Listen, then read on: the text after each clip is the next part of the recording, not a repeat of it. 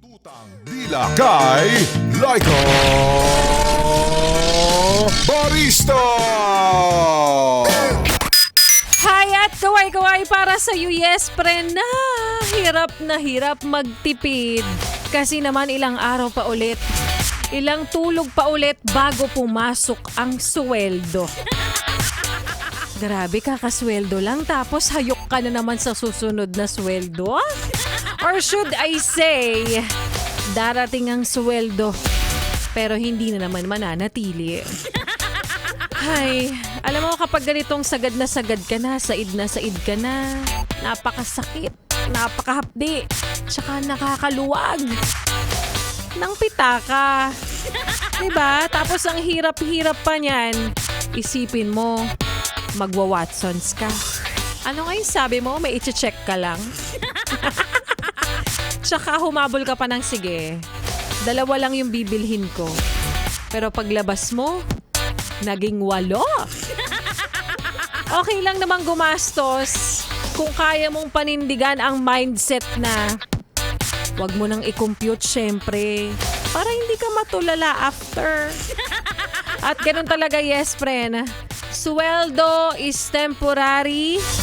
Gastos is talagang forever.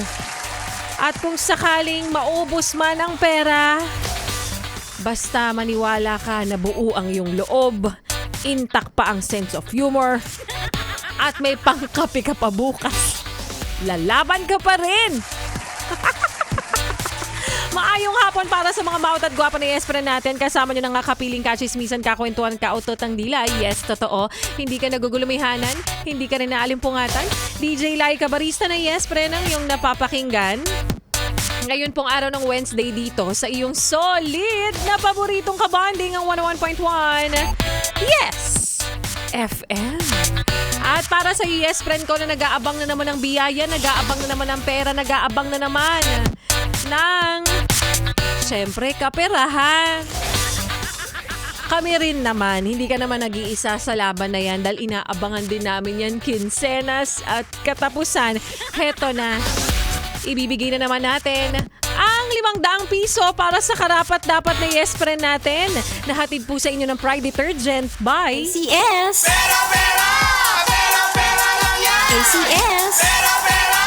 Pera, pera lang yan! ACS. Sagutin lamang ang ating like katanungan, yes friend na sa Triple Stain Away Formula, tanggal ang matitinding mancha. Ano naman ang tawag sa taong matindi rin ang pagpapakalat ng hindi totoong balita? Is it A, chismosa, B, pakilamera, o C, maldita?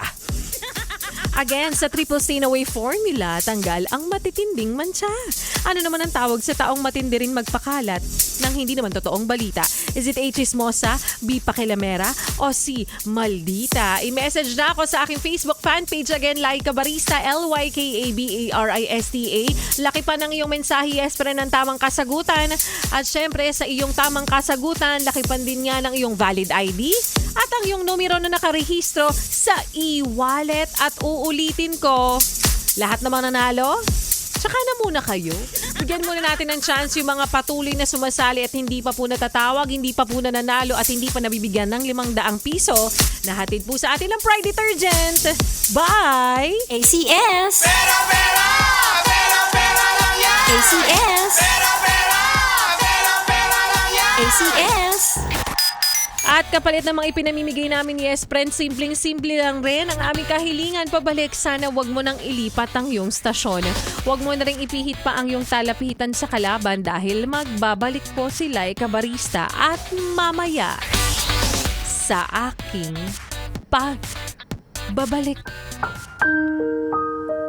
Totoo pala na kapag dumating ang panahon na gusto mo nang humingi ng tulong, doon mo mararamdaman ang katahimikan ng paligid. At yan nga, yes, pre, ng kwento na ating mapapakinggan mamaya sa aking pagbabalik para po sa ating Laika Barista Moments. Kaya naman, yes, friend, ituloy pa natin ang pakikinig mo sa mga kantahan ko ngayong hapon kasama ang susunod nating tugtugin na para sa'yo. Na ang mama mo Laging sinasabi, ikaw raw ay konsumisyon. Pero sa taong mahal mo, ikaw naman daw ay isang malaking inspirasyon. Kaya naman here's Inspirasyon by Shengi. Dito, sa iyong solid na paboritong kabanding, ang 101.1. Yes, FM Solid.